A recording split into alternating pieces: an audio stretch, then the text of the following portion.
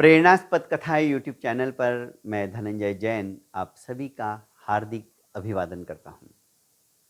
छोटी सी कहानी डीजे की जुबानी। दोस्तों, आज की कहानी कल की कहानी से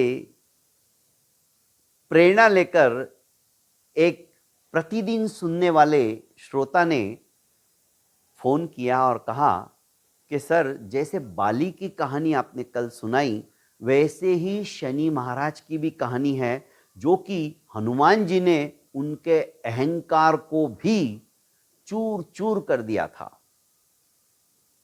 हो सके तो सर वो कहानी भी आप सुनाइएगा। मैंने कहा ठीक है, आपकी बात बिल्कुल यथार्थ है। कहा जाता है कि सूर्यपुत्र शनि समस्त सृष्टि के ऊपर यदि उनकी कुदृष्टि पड़ जाए तो त्राही त्राही मच जाए। इसीलिए कहा जाता है कि शनि की साढ़े साती खतरनाक होती है।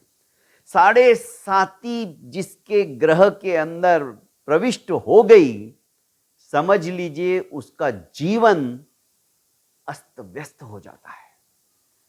कब वो राजा को रंक बना देगा बोल नहीं सकते।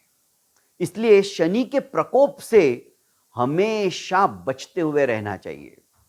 बिल्कुल सही कहा था कि जैसे बाली को अहंकार था, उसी तरह से शनि महाराज भी एक दिन जब प्रभु राम का स्मरण करने में लवलीन और तल्लीन थे हनुमान जी, तो वहां पर पहुंच गया और कहने लगा कि हे वानर, क्या तू उस राम का नाम ले रहा है?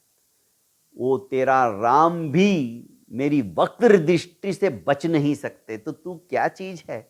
छोड़, राम का नाम बंद कर। हनुमान जी के जाप के अंदर विक्षेप सा होने लगा।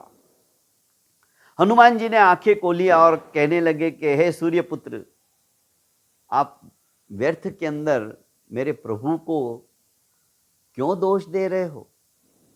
और प्रभु के ऊपर आपकी वक्र दृष्टि? अरे, आप तो मेरे ऊपर भी आपकी वक्र दृष्टि नहीं डाल सकते, तो प्रभु की तो बात ही दूर रही। इतना सुनना ही था कि शनि महाराज ने कहा कि बस संभल जा, अभी के अभी मैं तेरे ग्रहों के अंदर प्रवेश कर रहा हूं। तुझे मेरी ताकत का अभी तक अंदाजा नहीं है। इतना सुनना ही था।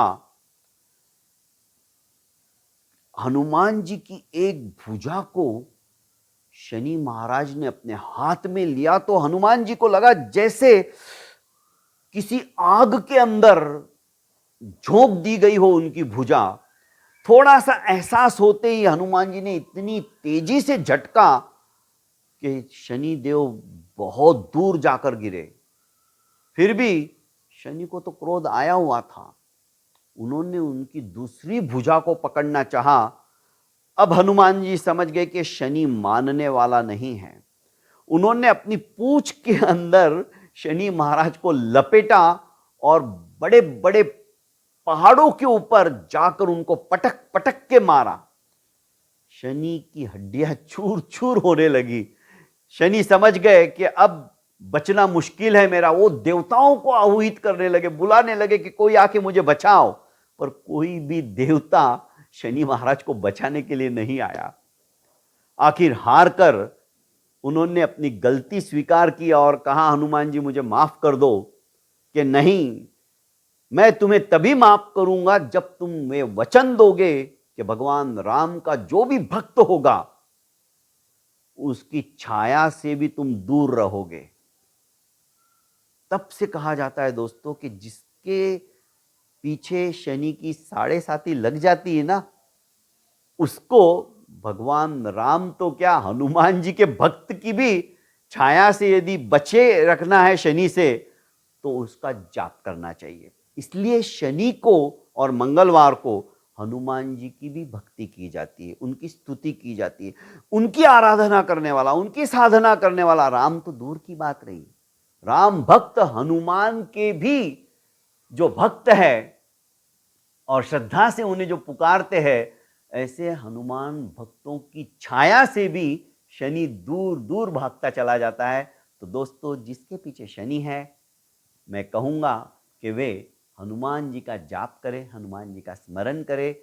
पूरी की पूरी साढ़े साती समाप्त तो नहीं हो सकती, पर सहन करने की ताकत आपको हनुमान जी जरूर दे सकते हैं। बहुत बहुत धन्यवाद दोस्तों। प्रेरणास्पद कथा यूट्यूब चैनल को आपने लाइक एवं सब्सक्राइब नहीं किया तो कर लीजिए और ज़्यादा से ज़्यादा अपनों को शेयर कीजिए। प्रणाम।